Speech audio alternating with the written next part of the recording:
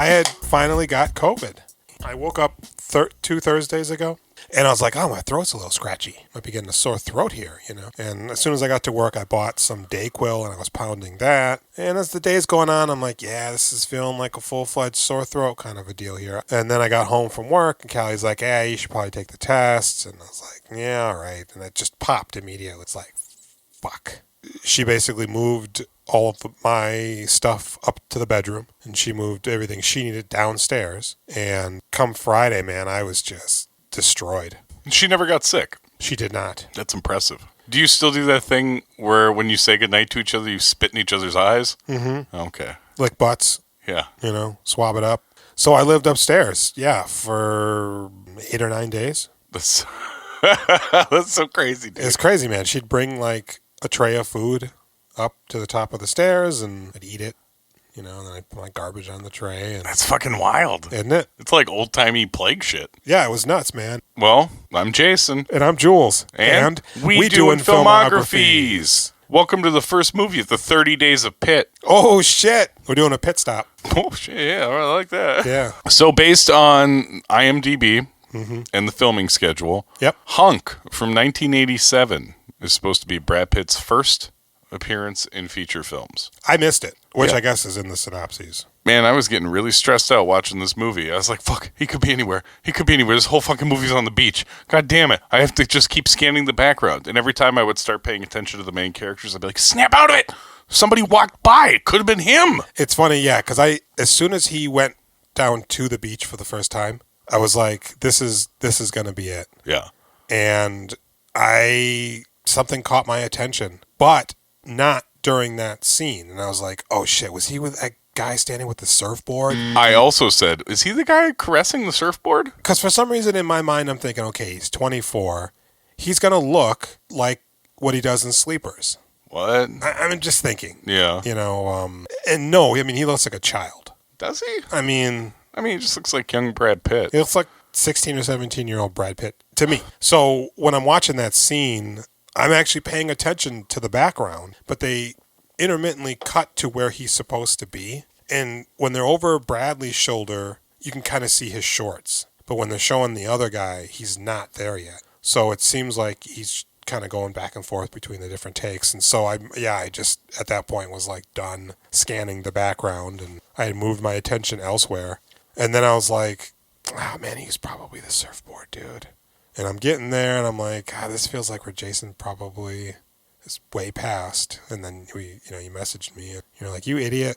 No, I wanted to give you a chance to spot him on your own. I really thought you would. You looked away. It happens. And also I just was not expecting an actual background actor cameo. I totally thought it would be that. I was kind of thinking like, oh, he'll maybe be a guy that they look at and he smiles or something. But again, yeah, he's so young that that was definitely not the case. Dude, I was also thinking about Brad Pitt and what makes him attractive today. Mm-hmm.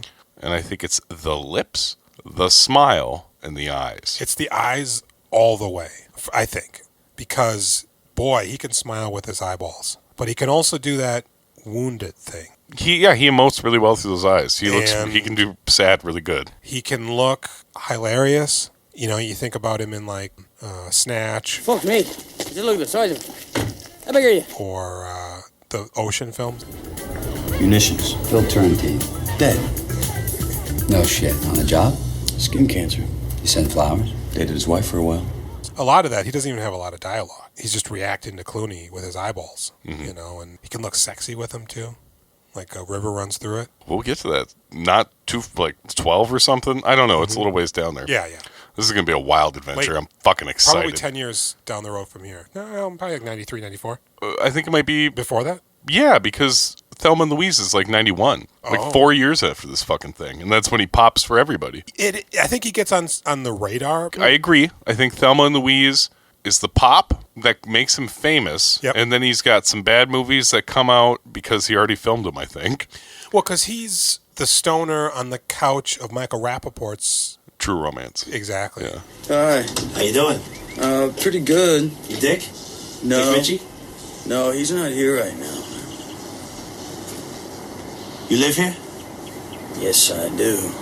I think that's where I'm like, oh, okay, what is this? This is gonna be so fun. I'm so excited. Yeah. I'm thrilled to be doing the Pitt movies. That was a big one. Hey, you want to watch some TV or something? They might be back here. No, thank you. Thank you. Okay. So, Hunk, 1987.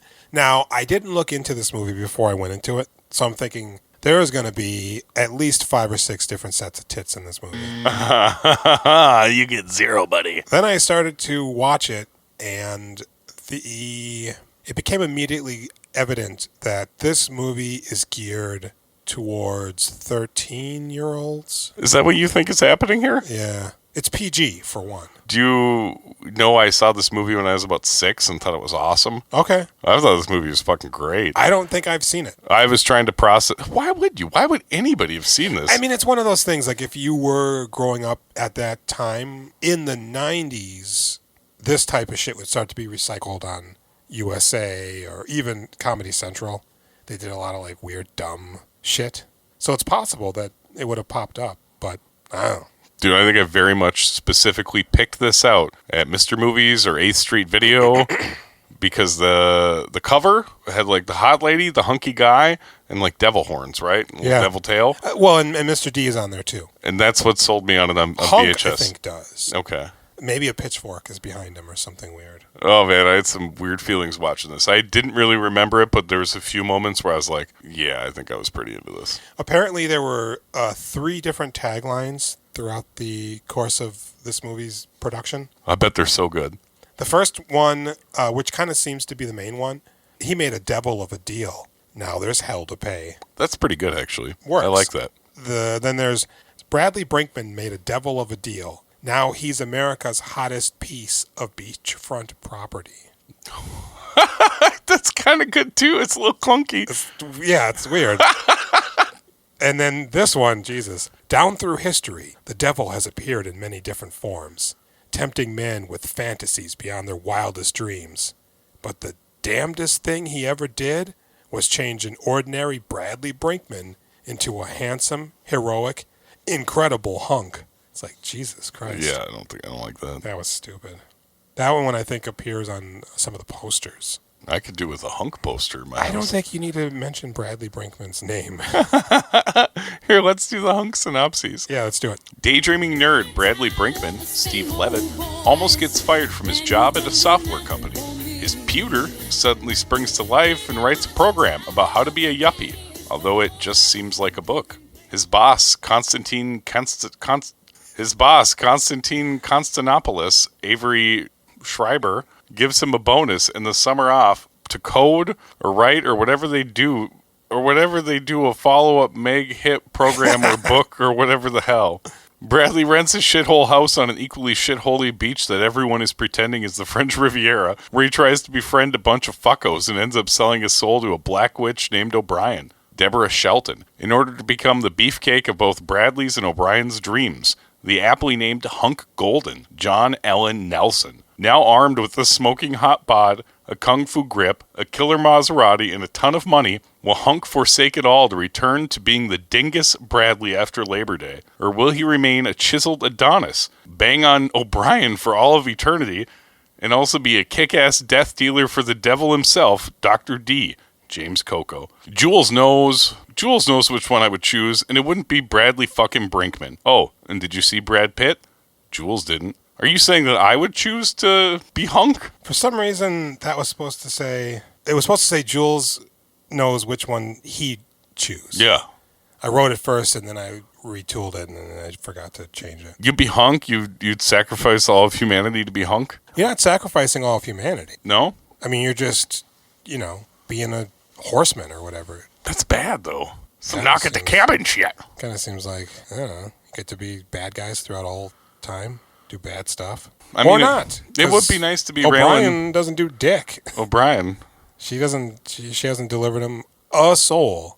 in like 200 99 years. 99. It's nuts. So this movie, so it was filmed in Paradise Cove on the Pacific Coast Highway in California. The beach from shore to asphalt at its widest is maybe 50 feet. At times there's not even enough room to walk on this fucking thing. And they go under that like super awkward pier. Yeah. It's like, it's clear that this is supposed to be like Laguna Beach or somewhere in like Orange County or something, and it's not. And they try to sell it, but I ain't buying it. It was written and directed by Lawrence Bassoff. I like how in the IMDb trivia, they're like, it's his final film that he wrote and directed. Mm-hmm. It's his second movie Yeah. he wrote and directed. And those are his only 2 credits. Yeah, the other one was Weekend Pass. And the reviews seem to be about the same. Like, this isn't very good. It's not the worst. Well, so it has Hillary Shepard in it, who played the lady whose last name was Cash. You know, she was the insufferable brunette with that douche guy. Alexis Cash. Alexis Cash. She's from Old Money. But it also had Phil Hartman in it. Oh, really? Apparently, yeah. Oh, long before SNL. Oh, long. According to IMDb, Hunk grossed worldwide $1.7 million. It was considered a drive-in movie. I know. What do they mean? Like, it's just a worthless movie they pair with something else somebody wants to see more? Mm-hmm. They probably slip it in there with, like, meatballs. Check it out, man. It's Endless Summer and You're like, Hunk. oh, man, 2 different movies that are probably going to have tits in there. And you're like, oh, this first one ain't got no tits in there. The hell? This is a pretty horny movie, though. It is. It's the debut theatrical feature film of actor John Allen Nelson. Dude, he's a fucking hunk. I thought he was a good actor, too. I did, too. It was weird. So when the movie starts, and Hunk gets into his Maserati, which looks like shit. And his fucking license plate says Hunk. It does. And he's flying down the street. And every woman he passes has, like, a torrential flood in their pants. Yeah. But I'm like, is it the car or is it him? Because it's unlikely that... They're noticing what he looks like, really? Just like maybe a vague notion? Because he's tooling around. Yeah. You know? But he's wildly famous at this point, so maybe they know that's the true. Hunk-mobile. That's true. So he gets to the Sunny, the shrink, whose office is really weird. She has like a super long couch. It's, yeah. Like a booth couch. It's like she has some sort of, like, giant suite. Yeah. Or mansion foyer is It's where like, her office is. Yeah, it's like the lobby of a Miami apartment from Bad Boys or something. We ride together. We die together. Bad boys for life. I like it when he introduces himself. Or no, what is she? She refers to him by his name, and he's like, Hunk. Call me Hunk for now. Now, does she not know who he is? Did she call him Bradley Brinkman? No, because he scheduled an appointment, so I think she knows his name. But she isn't letting on. Oh, because he's not famous at that point. Okay. Oh, because he gets famous when he's dating her. Right. And so in the beginning, he's shrouded in shadow when he's talking, and his dialogue is not even matching his mouth movements. No, what you said you understood why that happened later. Because Why? I thought what they were doing was they had the guy that played Bradley dub his voice.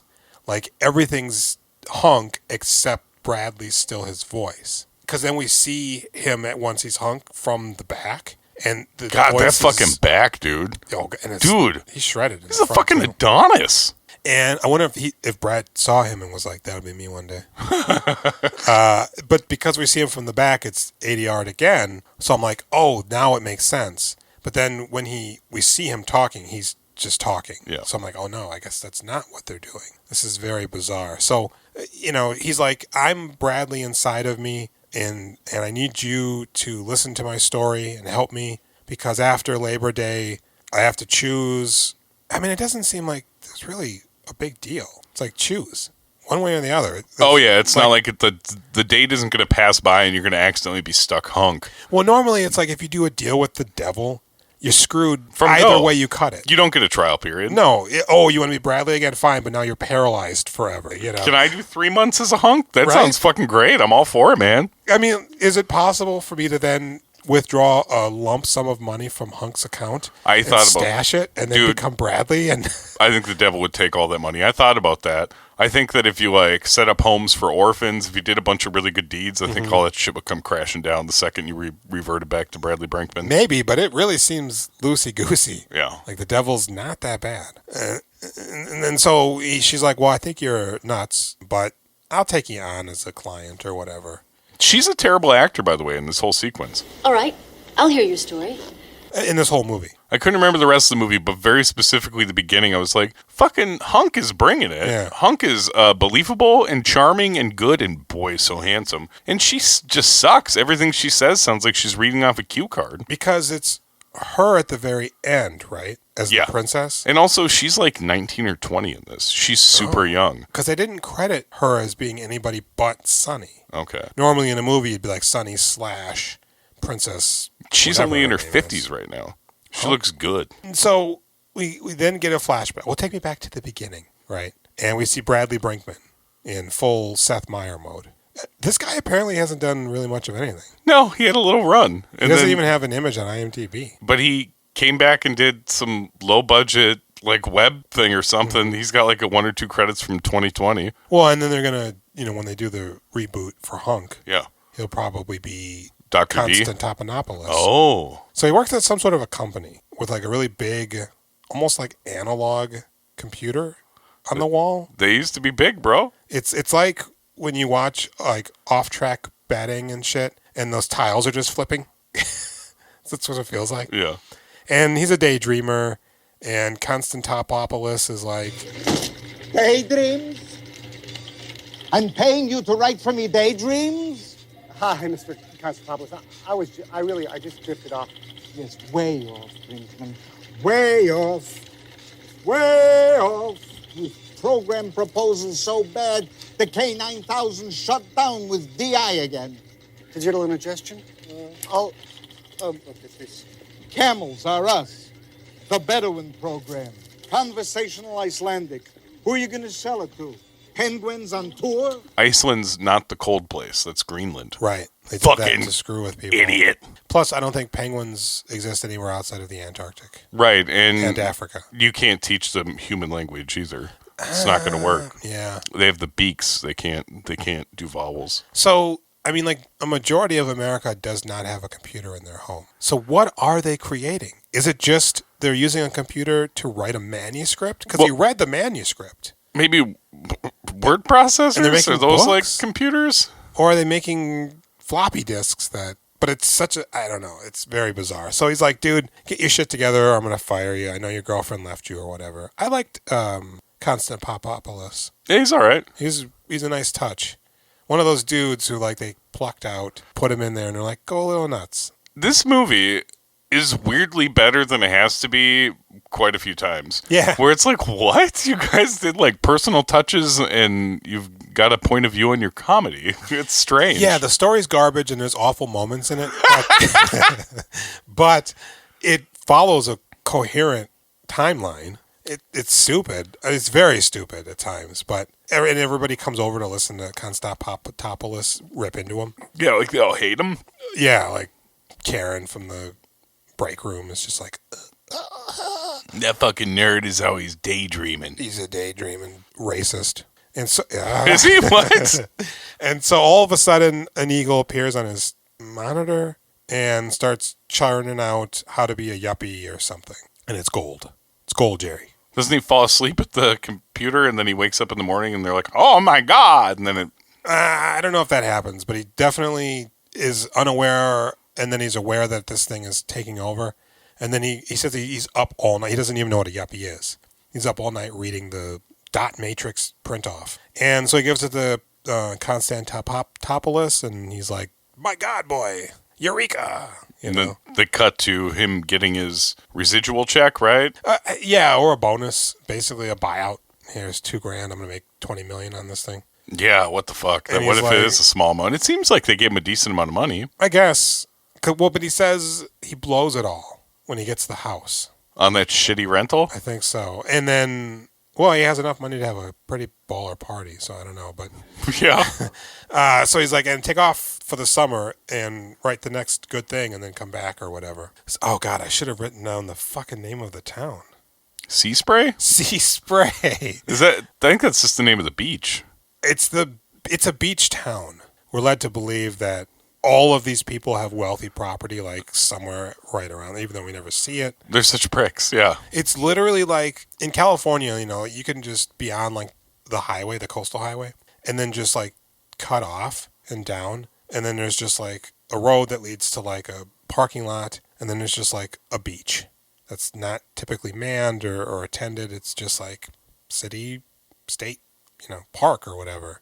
That's what this feels like. They put up some dumb sign that they made, sea spray, and later on there's like a fake lifestyles of the rich and famous. Oh my God, I kind of love this. I thought this was a nice touch that they're going after Robin Leach. Hi, Garrison Gaylord here. This week on Filthy Rich, we scamper along the sleek, chic, sunny shores of the Greek island of Info. A millionaire's paradise. Cut! What? Number one, Garrison, your fly is open. Oh. And two, last week was If You Know. This week we're in Sea Spray, home of the polar ice caps you're drinking. What would have been really nice, though, is if throughout the movie leading up to that point, we had seen people, even if only in the background, drinking that iceberg drink. Oh, sure, absolutely. You'd be like, what is, and then you get to that point and you're like, ah. That looked like it was a delicious drink until I realized the iceberg was like legitimately a piece of ice or a piece of plastic for the video shoot. The fake Robin Leach just died in 2022. Yeah. Oh, you saw that too? I did. Well, I thought it was special. You're so very special. No, I mean, I kind of did look into this a little bit. So he gets there, he rents the shittiest house, and it used to be owned by a sea captain who has a portrait of himself on the wall. He never finished it, though. And that's when we're introduced to Chachka. Welcome to Sea Spray, where the well-to-do do well at doing well. I'm Polly Clutter, but everybody calls me Chachka. Who looks like fucking Beanie Feldstein, Jonah Hill's sister, who's in Booksmart. Oh, I was going to say one of the ladies from Moving Violations. Maybe that's her. You remember that movie? Because you people are without a doubt the worst drivers in the world. And your moving violations prove it. You will not get your licenses back until you pass this course. No, I mean the Lesser Murray. The Lesser Murray? Oh, like Brian Doyle? Well, at Noah's Arcade, we like to say there's two of everything, so there's never a lot. Not Brian Doyle. He's arguably the better Murray, but the other one. The younger looking one? Mm-hmm. I like him. He's in Mad Men. He's like hardcore alcoholic. Ding dong, Don Draper calling. I want my job back.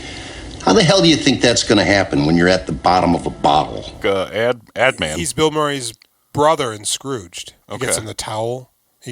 Bill Murray gets him a towel for Christmas.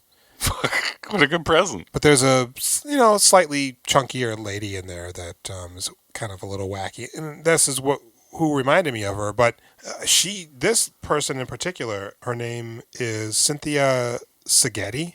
She actually just died in 2016. Oh. But she was in like The Fresh Prince, Married with Children, like just episodes, 90210. She was on Curb Your Enthusiasm as the incest group leader. That's actually one of the only things I remember about that show. But she was all right, Chachka. I felt like she was a nice touch when she's stealing stuff from the house because she likes to have tchotchkes. I gotta add these to my collection. Right. And I kind of was like, oh, this is going to be sad. She's going to introduce him around and they're just going to be like, fuck you, Chachka. I know, but she's part of the group. Apparently. It's fucking wild. Everybody treats her nicely. Does she have money? She's got that stupid car. She must. They seem like they would be cruel to her. Very cruel. Yeah. They seem like they'd be super cruel to their school. So she befriends Brinkman and she's like, let's go down to the beach, 10 points. Thank you. And he's got on his shorts and no shirt. And he's just losing his mind over all the broads. Yeah, And none of them are attractive. They're not awful, but it's like they're just average looking. Dude. There's no hard bodies. This whole fucking movie, like Alexis Cash and the other lady. The other blonde lady looks kind of old. Looks old. It's weird. Yeah. It's like, I don't know about Southern? this. Yeah. And Alexis Cash looks kind of good, but a little... Like a broad that would be all about Hank Hill, and he'd just be like, I'll just bang you in the bathroom real quick. She should be on Jersey Shore. It's T-shirt time. And her man seemed familiar, but I don't think he really was. No, it's a weird movie. There's so many moments with the ladies where, like, the mermaid girl that he goes after, it's like, this mermaid lady's, like, very regular also. Which is weird, because at first I was like, oh, is that Bonnie Bedelia? But then I was like, oh, no, she's going to be in Die Hard in 2 years. That's not Bonnie Bedelia. But what's even weirder is they credit her as Dragon Lady. The mermaid? She's a mermaid, correct? She's very much a mermaid. Nothing about her is Dragonic. No. And Dragonic. Who made that? TM? TM. And the one dude, the guy who bullies him in volleyball. Yeah, mustache. He looks straight up like Dexter. Yeah, I thought mustache looked pretty good. But again, he seems... I guess it's appropriate that he's with the blonde because they both kind of seem old and washed up a little bit. He used to be a NFL guy. Okay. She used to be a cheerleader. Yeah. Now they're just 40 and like in this really whack community. And that's where we see Brad Pitt. Yep. In the background looming. Behind mustache. Mm-hmm. Wait, we got to gauge this is all for Pitt, so we really got to dive into the Pitt performance, right? Yeah, it really looks like he's aloof and looking at something. Hanging out with that lady. Yeah. Drinking something, I think. Yeah, briefly. Maybe a sip. Holding a soda, maybe. I don't know. Looks handsome. Looks natural. Kind of a mullet-ish. Okay. You know, when the hair... It's that 90s thing where... It's normal white guy hair, but it's also kind of spiky. The Hames, or the Hames. Corey? The one Haim. Yeah. He did it a little bit. Justin Bateman did it a little bit in this youth. I mean, he's fine. Didn't got a shirt on. He's doing his thing. It was interesting, so that's it, guys. We're stressing out, trying to find this motherfucker. Mm-hmm. There he is. I kind of felt the more the movie went on, I was like, maybe... You thought you might see him again? Yeah. I thought I might see him again, too. They're hanging out on the beach still. They're hard up. Especially when they're on the pier for the Lifestyle and Rich and Famous bit, I'm like, oh, I wonder if he's or at the parties. I don't think he was. Like a half hour later, they were on the beach and like some dorky guy was over there, and I was like, this should have had Brad back. Where's Brad? Brad, you coming? So when he's walking with Chachka, though, there's a moment where it's like, was that movie 10? Well, with Bo Derek. It's just this O'Brien broad comes out of the water, and I'm like, you know what? She's smoking. Yeah. Nipples. Never again. You never found her smoking again? I found her disturbing. Oh, really? Yes, especially when she's like dancing. Okay, the dancing thing is absolutely terrifying and strange. Yeah, it's... But the rest of the movie, I was super on board. The more we got to know her. She's got a slight weird twist to her where I'm just like, well, something strange is going on When here. she's like a mystical object that's just sultry, it's not really working. It works when she's super wet. Yeah. The first time we see her. Boy, oh boy. But then, at the dance, it's not. No, and it's just her dancing and staring at him. I got a video of it. I videotaped her dancing because I couldn't even fucking believe what I was seeing. It's bad dancing. She's got on an ill-fitting dress. That party reminds me of the Lonely Lady at the dancing party in the beginning of that. Yeah. It's like another weird, terrible set with awkward dancing. Yeah, it's like, okay, we've got a room. It's not a nightclub. I think it's supposed to be like, I don't know, like a recreation facility or something. Let's just put sheets and curtains on the wall. Call it a day. Go. You know? So, but so then he's like, Who's next? She is. Who?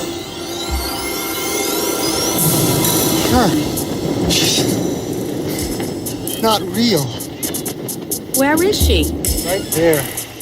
But she's not alarmed by the fact that he, It's completely hallucinating a whole person that he wants to fuck that isn't there. So then, like, the NFL Dexter guy, he's a turd to him. He pushes him around in volleyball, and it's clear that he just doesn't belong. Yeah, very much. Bradley Also, Brinkman. Is Bradley Brinkman even that unattractive? No, he looks fine. There's every now and then there's like a weird angle and they like make him look a little more doofy. Mm-hmm. Totally regular guy. It's his reactions. He's kind of got a rooster face, and I think they're playing that up. But it's also his, he's kind of wacky a little bit. So he throws a welcome home. Well, he goes to the club thing or whatever, and we see the mermaid chick. He sees the lady O'Brien dancing again. He starts dancing with her, but then we see that he's alone. And he's doing the real awkward, gesticulations. She disappears again. One of the rich guys is real mean to him about his outfit because they have matching outfits. That's so funny.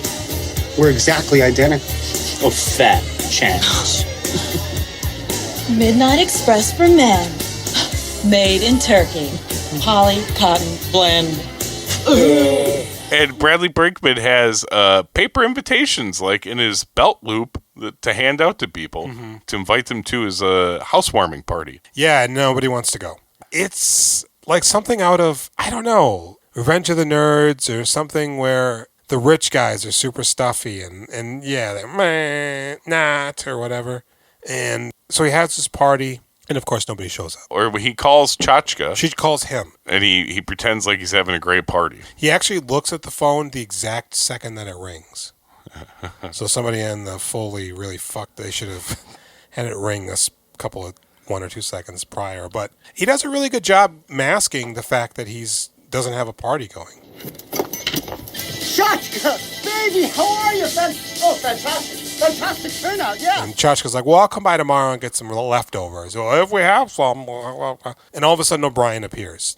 I'm a black witch. It's not a race thing, you know. Here's my card. And it's, you know, she works for the Devil himself Incorporated, which is in hell or whatever. And she's like, I'll tell you what, bro, I'm going to make your wildest dreams come true. We'll do a trial period. What's it going to cost me? You're so silly, boy. Okay. No big deal. Which should have been the gist of it. Not that then the devil will, like, bring you into the fold. Yeah, you got to work for him. And set you up for life or eternity or whatever, you know. You're just supposed to be tortured. Yeah, it seems like, yeah, you go to hell and, you know, there's a creepy old granny and there's, like, a weird-looking bunny and there's a bunch of, like, corridors that you're running through and... It's like you're on a real legitimate bogus journey. Exactly. Yeah. And he goes, all right, I don't believe any of this, but I'll humor you. And she stabs him in the thumb. Sucks his blood out so he can sign with it. But then it's also a pen, and he does it. And she's like, cool, later. I mean, like I said, once we actually get to interact with her, I'm back on the O'Brien train. Bewitching. And then he wakes up, and his house is, like, super nice now, and he's Hunk Golden. You forgot to talk about the transformation in the middle of the night when they actually had of course. video. They had effects going where his like biceps are inflating. Yeah. And like his chest is inflating and his fucking dick wang is biggening. And I texted you, I said, she's Christining his body, you know? His underwear, you could just like sense his dong getting fatter under there and longer. Yep. It goes from pathetic to a real hog. Yeah. And he wakes up and he's like, what the hell? I'm a babe now. What's going on? O'Brien, where you at? Oh, he does this throughout the entire movie. O'Brien, where you at? You know, and he walks around in his Speedo, and bitches are fawning. He looks down at his pecker, and he's like, oh, that's not Oscar. Well, yeah, and you know, his penis is actually doing a thing where it's a tight Speedo. It's a little pouch. It doesn't look like he's got a hog down there. No, it doesn't, but it's enough where the brim of the Speedo around his stomach. Pushed out? A little pushed out. Yeah. And the women are just like, holy Toledo. He is like not fucking any of them though. How Not are you not initially. just keep like rotating them through your Eventually apartment? he does. Your house? He fucks the mermaid. No, he fucks a bunch of broads. Does he? Yeah, there's this whole sequence where like a nerdy lady comes through, another lady, and then a nurse. Well, this is the dream. And at this point he like collapses. Later on, there's 2 stewardesses that come out of his bedroom when the doctor comes to his house to observe him. They're 2 like Swedish broads. Is there something wrong with my brain that I forget these things? I don't know. I mean, I did get a little bit bored. This movie's a bit boring. It is. I was actually really excited about this movie for about 40 minutes. I think what would have helped is if they would have had enough money to get a couple of hits at the time in there. Or had like stuff actually happen. Or that. There's like not really anything happening. Or that. So he stumbles upon Chachka. She's losing her shit. There's not enough jokes either. No. Like we're amused by the effort put into some of the jokes. Uh-huh. This movie's not got a lot going for it. Not a lot going on. I'm going to drop that PG and had some titties in there at least. Yeah, at least that would have made a lot more sense if this thing was filled with tits. Filled. And Chachka's losing her shit. Oh my God, who's that hung? Cash is like, oh my boys. They all want to waterboard his butt. Motorboat. They do, and the guys are like, whatever. And so he comes over and they're like, well, who are you? And he goes, I'm Hunk Golden. And they're like, how about that name, dude? What in the hell? And did you see the IMDb trivia? I know you did, where they say the movie Hunk's title is named after the main character, Hunk Golden. As though you couldn't put that together yourself watching the movie. I'm sorry, before that, Chachka actually does show up and looking for the leftovers. So she meets Hunk. And he goes, oh, I'm a friend of Bradley's. He had to go on a family emergency. And she's like, is that your new car? And he goes, what? Oh, man, this Maserati. Holy mackerel, So she's telling everybody about Hunk when he shows up. And she starts doing the googly eyes and everything. And everybody's fawning over him. And Dexter's like, oh, you want to play some V-ball? Dexter wants to fuck him up. He does. And he goes, all right. And he's serving them left and right. It's like he was in the Korean War. He's serving so hard. And Dexter's like, just me and you, bruh. And he clonks him when he wasn't looking. And Dexter wants to fight now. And Hunk Golden is a regular old Shaolin monk. Yeah, he doesn't even know he knows how to fight, but his body just takes over and does a karate stance and fucks him up. He punches him in the face and almost kills him because he's in a coma for a while. Yeah, he's out long enough for his girlfriend to go fucking rape Hunk Golden. Oh, so he's having another party. This time everybody's there. It's like a barbecue, right? To some extent. And there's a really dumb part where Chachka's just loading up on her plate. You want some bread? And Cash is like, I'm not eating. Why not, Bobby? I'm fat. Oh, you are not fat. You're a beautiful gazelle. I'm cute. You are not the most beautiful thing in the world. I'm a beast whale. You're not a beast whale. And so the cheerleader broad, she's like, hey, Hunk, I got a bone to pick with you. Like she's going to beat him up. Right. But she doesn't. She wants to jump on him. Yeah, she climbs all up on him. And then he turns on the vibrating bed. She does. Okay. It's a huge remote control. But they're not having sex. Kind of. But they're both acting like they are. It's so stupid.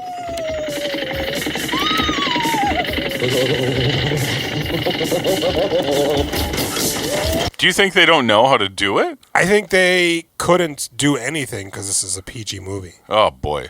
Man, I think that's great that the bed is doing all the work. Mm-hmm. Put the parts in the parts. That's what I mean when I said this feels like it's for a 13-year-old boy. It feels like it was written by a 13-year-old boy. Yeah. And then they're on the bed and it's vibrating. And he's hot and everybody wants him. Because that's sex, right? And he's cool. She's just on top of him. I grind in my jeans all the time. I know all about sex. And it's so raucous that it starts shaking the table. Just the table, not the whole room. Why is it vibrating the table? The table outside the room. Yeah. On the deck. Why? Because then we get to see Chachka shaking her face. It's so which stupid. Is, clearly a well-written and performed sight gag. You just got done saying there's not enough jokes, and they hit you with a shaking Chachka. It's so stupid. I guess she comes, too. Chachka? Somebody does.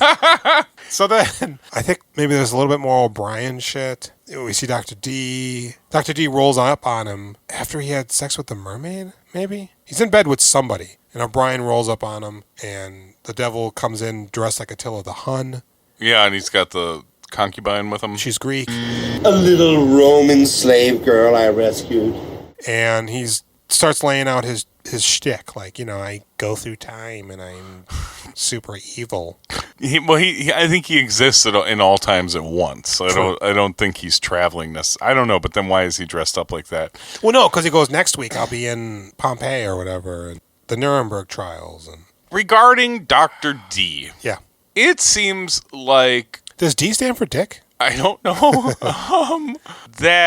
So he's super duper gay. He's the best part of this movie. Yeah, he's a wildly snagglepussy, fucking wicked, super duper gay. It's wild. Yeah. Oh, dear. Even when he's dressed in a Nazi uniform. Yes. He's super flamboyant. Yeah, he looks like he's getting off on it. It seems like people equated that, like they thought that was like amazing acting while never acknowledging that these people were clearly gay.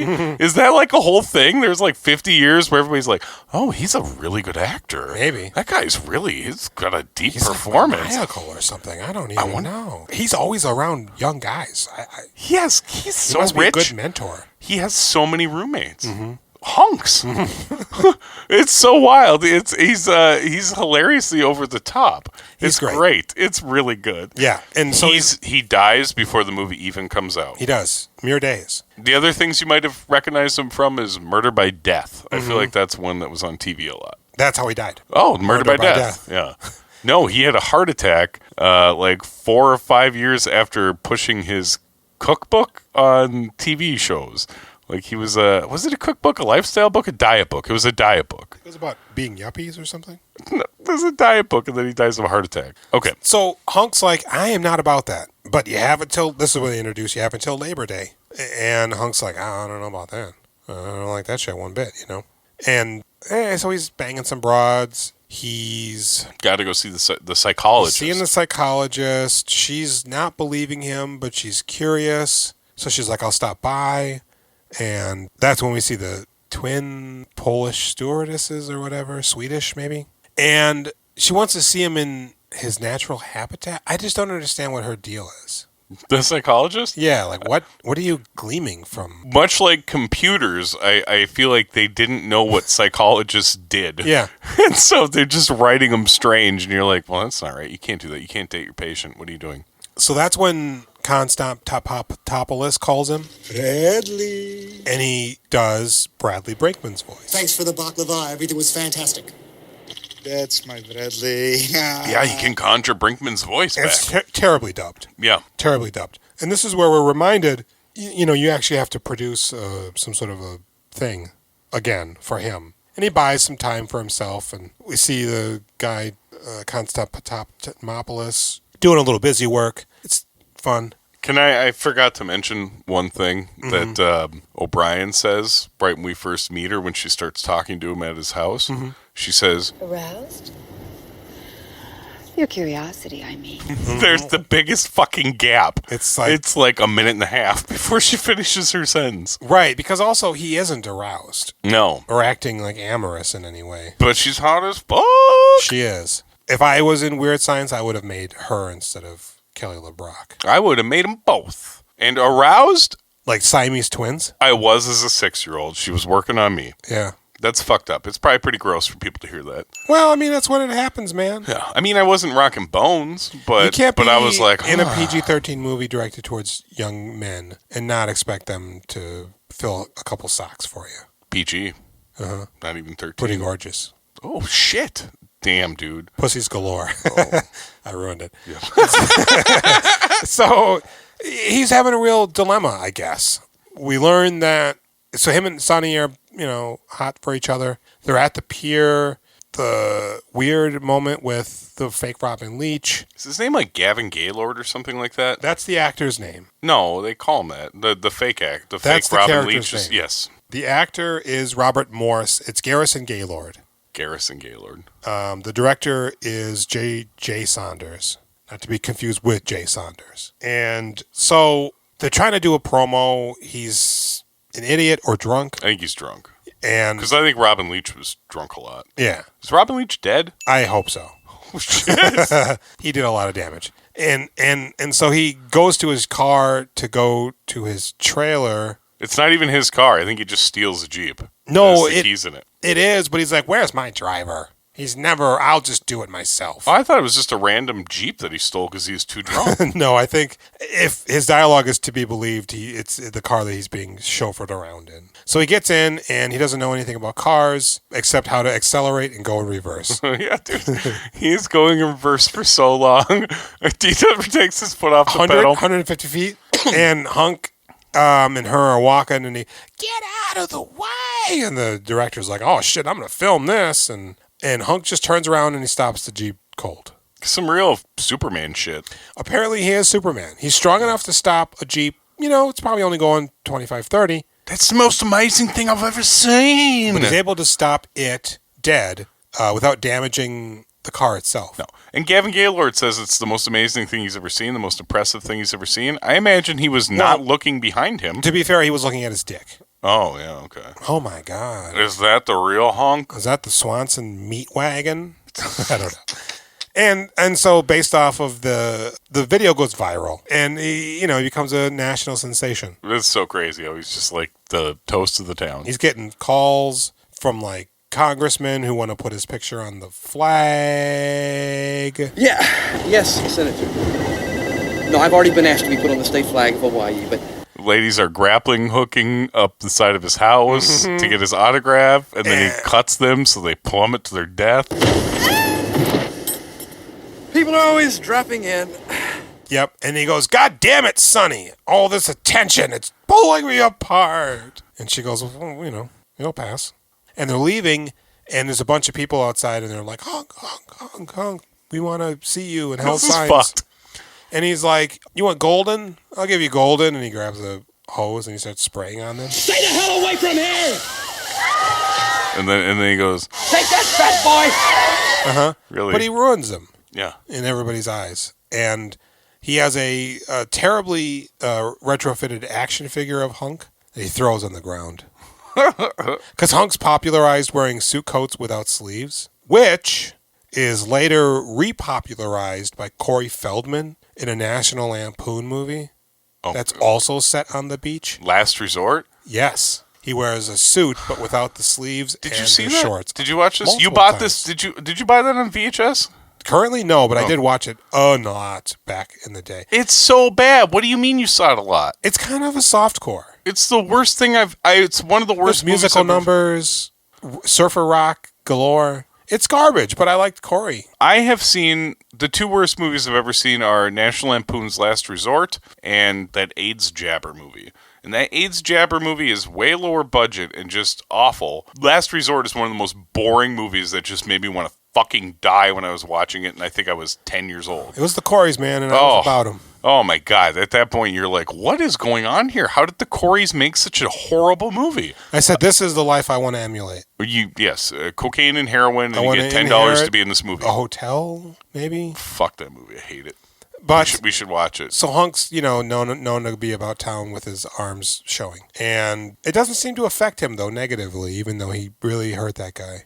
Everybody still loves him. And they're going to give him the key to the town. It's a big, huge wooden key. But wait, we skipped over. We now know that O'Brien is Sonny, the therapist. Right. So after he kisses on her, the devil shows up in his Nazi uniform. And she transforms. Oh, it's Sonny. And he has a deal with her where she has to give him one soul every fucking millennia, which is incredibly generous. You owe me a soul a century. You are owed for 99 years. No soul, no deal. No deal, no O'Brien. But she keeps fucking up because she, specifically for Hunk Golden, she made him her ideal man. And then she's like, I think I'm falling in love with him. And the devil's like, oh, you bitch. And he goes, don't fuck me on this, though, because I'll fuck you on this. And by that, I mean, I'll just revert you back to who you used to be. Which is like, wow, that's not a bad deal at no all. Penalty at all. No, right? You're dressed out of time, but you've been around long enough to realize what time is, and you're not going to be in any worse for wear shape. Hunk also had the visit from... Right. So he bangs on Sonny. Bradley? Yeah. And Bradley rolls up. Hunk, I'm a little disheveled. His clothes are all shredded. Slightly. But he stonewashes, so... Oh, God, that was a really bad joke. I loved it. Why were you in hell? Where else are they going to hold this body in escrow while you decide who to buff next? Well, that's not fair. What a sleazebag you've become. Hosing down innocent fans. How'd you know that? How'd I know that? You're running as a mini-series on Demon TV. Killer ratings. And everyone down there's ripping off their coat sleeves. Basically, I've been in hell and I escaped to come warn you that, I'll be in hell forever. And you already know the bad deal, but here's the bad deal again for the audience. I know. It's like, what's happening to him in hell? What are they doing to him? He doesn't really tell you. It's just that it's bad and they're coming for him. He kind of just seems like he's the young guy from Goodfellas who everybody ribs on. Spider? Yeah. You say, I'm good, Spider. I don't need a drink, Spider. That seems like the worst of what's happening. Okay. He's a little dirty. But, it's not like they're like poking him or But anything. they do rip him through a door. Pull him through a door. That's pretty good, dude. That's pretty good. There's a lot of light effects where they're like, all right, well, we don't have a lot of money, but we're going to use these red lights and really fill this room. And then that'll be scary. And those hands that come through the door, I bet you those creep me out as like a little kid. But now you can see it's just like they have some paint. They're like slightly camouflaged hands. Yeah, and the door's like wafer thin. And so Sonny doesn't wake up even though Hunk's like, hey, Sonny, get a load of this. She faking. Of course. It's weird. She's trying to steer Hunk to be the devil's tool so that she can own up to her deal. And also so she can be with Hunk for the rest of eternity. But she also doesn't want that for him because she loves him too. And so, he wakes her up and he's like, oh, you missed it. Bradley was here. She's like, no. And the door is completely fine now. And then he spends an inordinate amount of time examining the door. Yeah. I thought there were dude, use your fucking Hunk brain. Yeah. It's clearly something's going on, but it's not that anymore. It's not broken, so just get over it. It's orange for some reason. It's like, who is this guy? Jack Tripper from Three's Company. He's a swinging bachelor who had to pretend he was gay. He never had sex with those women either. So we're getting the keys, and Dexter knocks him out. Because O'Brien, the devil's like, don't let him fall asleep, because that's when he has dreams, and he's going to not do the thing. And so she, sets off all of these appliances in his house. Yeah. She's doing, a little Bewitched. Yeah, the saw is going. And Bradley's like, or Hunk's like, I can't turn these damn things off. I'm not going to be able to sleep now. And she comes back. What's wrong, babe? These fucking appliances. And she goes, I don't hear anything. They stopped. They were. What the fuck? I gotta go to this party. Yeah, let's go to this party. And so Dexter knocks him out, and he has a dream where he's starting World War III. Oh, it's a very stupid dream. By killing everybody at... Oh, yeah, the... Bayseed? What is it? Seabreeze. Seabreeze. But it's all the people... like a retirement community. Yeah.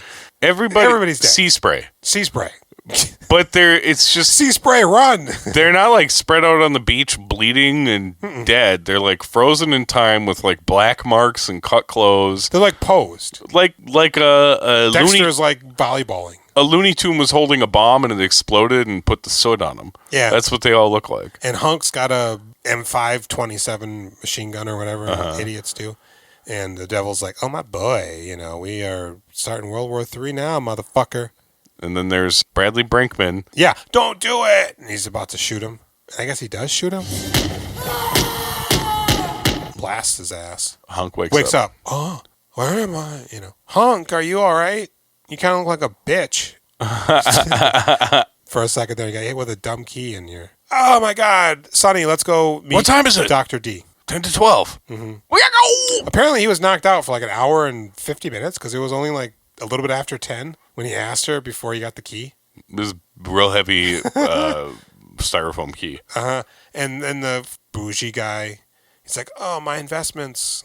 Oh, yeah. Because he's investing in Hunk. I don't understand how that works. Stock markets. You'd have no idea. And so they go up to his house, which is now just... full of red light. Yeah, it's as if Kenny Loggins' chicken opened up next door. Stay away from the chicken! No, chicken! Mess you up! And they go in, and Dr. D's just chilling. He's like, all right, my boy. What are you going to do, homie? And he goes, I think I'm going to be Bradley Brinkman. And he goes, all right. But Sonny's O'Brien, by the way. What? But I love you, Hunk. Yeah. He goes, will you love me when I'm Bradley Brinkman? And No. the devil's like, well, she's going to be reverted back to... Her disgusting self. She's got bubonic plague in her boobs. Gross. And she's Sonny, just in... A stupid hat. And handcuffs, because they fall off of her. Oh, is she chained to Dr. D, maybe? I think she's just wearing shackles. And for some reason, they fall off of her. And so now Bradley's got Sonny, whose name is Broomhilda or something. Lucilla. And it's unclear... Oh, he writes a program off screen. What was it? How to be poor or something? The Princess Program? How to live royally on a regular week's pay. It's unclear. I'm assuming he loses the farm, but they are still in Sea Spray. Yeah, there's the freeze frame on the beach, and then the credits come. So maybe like a TV show. Still gets yeah. Doesn't that seem like a made-for-TV movie? It is. It does. Chachka's very happy for him. And they play the worst R&B song known to man. It's going to be playing this whole time. It's soft. It's unreleased. It's an unreleased song, by the way. But the second verse, it's a man and a woman duet. And the second verse, the guy, it's as if they just got the lyrics upon entering the studio and were struggling to find the melody. Because then he's dogging and then man, it's whoa, hiya. This is terrible. and the movie's over. This is a movie that overstays its welcome. Pretty good. It's, again, maybe a little bit harder of a rating could have helped. It's just so wholesomely wacky. We need more tits. We need more jokes. We need more locations and more things happening. Like, instead of doing like a really fucking mean prank, he just kicks sand on him while teaching him volleyball. You know, and none of the women are lascivious or vivacious. And there's like no raunch. There's no teeth. I think I'd be a little bit bummed if O'Brien turned into Joy. Is that her name? What's her name? Summer. Joy? Sunny. Summer Joy. Sunny Joy. Sunny. Yeah, I would be super bummed. O'Brien was banging. O'Brien's crazy hot. Joy, Summer? Sunny. Sunny.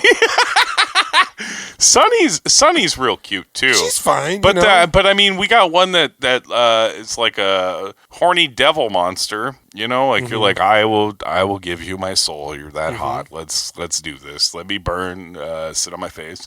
And then you got this nice lady that you're like, yes, I would like to have a nice relationship with you. You're very cute. Different. Sunny's like the wallflower who wants you to notice her, but you're too busy trying to get with the new girl in school who's really smart but also dresses like a slut. Wears a leather jacket, carves her name into her desk with a switchblade. Yeah, she walks into a room and it's like, here I am, rocking like a hurricane, and your hair is getting blown back like you're in a Maxwell THX commercial. Nobody really came out of this with much of a career. Hunk was in... Or their lives, Friends in some cases. Later. He's James Coco's got the best career out of all of them. God, he was so... he's a real Rip Torn. Yeah. You know? For sure. Just fucking ham all day. A little more fun than Torn, though. Oh, a little better looking, too. What a weird movie. Hey, Yeah. what do you rate it? Hey, it's the best Brad Pitt we've covered yet. It is. It is. I guess we have covered Sleepers, though, too. I mean, it's a better movie. I think I enjoyed this more than Sleepers. Sleepers easier made me to angry. digest. This was a little boring. His performance is better in Sleepers. Yeah. But what do you give this movie for a rating? A 4? Yeah, okay. It's I'll fine. give it a 4. But maybe a 5. I'll give it a 5. 60% of it I could do without. I would give it a 5. Hey, what's your rating on Brad Pitt? All things considered, a 6. 6. Okay. I mean, you know, what are you gonna do? Yeah, right. I'll say 6 also. Yeah. All right. Well, thanks for tuning in to the 30 Days of Pitt. We'll be back tomorrow with No Way Out, the Kevin Costner movie. We're doing all of them. One after another. After another. Every little thing. So this is like our spookies. Right. So I'm gonna need to do a new stinger. Are we gonna watch Fury? What are we watching? Just the first 30? The first 30. All of them. Hey. I'm fun. Check us out on Instagram. We doing filmographies. Same as Reddit. We doing filmographies. YouTube. We doing filmographies. What's that? Facebook. We doing filmographies. Yep. Twitter. Do filmographies. Email us at wedoingfilmographies@gmail.com. You can give us a phone call at 555-555-5555. Do you remember? Extension 5555555. 763-634-1897. 763-634-1897. Good night.